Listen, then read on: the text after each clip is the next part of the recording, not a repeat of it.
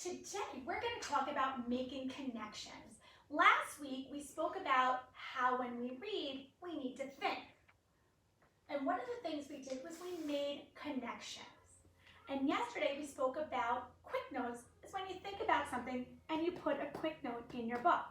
So today, we're going to think about making connections. There are three types of connections that we can make. A text to text. That is when you're reading a book and it reminds us of another book.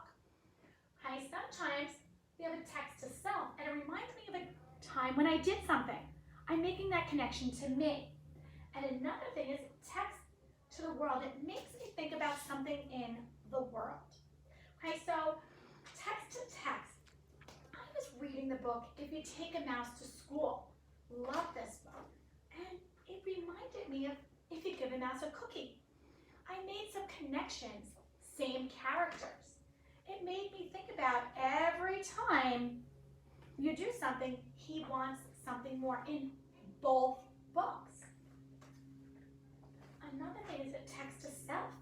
Okay, when I read author's Teacher's Troubles, it reminds me, well, he's working really hard, and Arthur's working hard, and his little sister's bothering him. That totally reminds me of a time when I was doing my work at home, and my brother kept coming in, bothering me.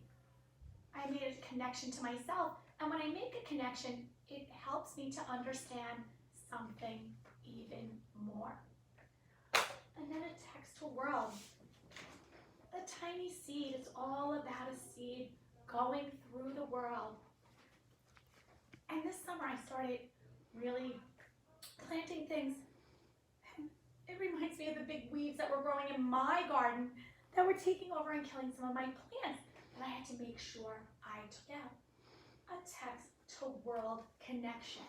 So remember, boys and girls, when you are reading, you want to make sure you make connections to either another text, to yourself, or to the world, and it will help you to understand the story better. Thank you.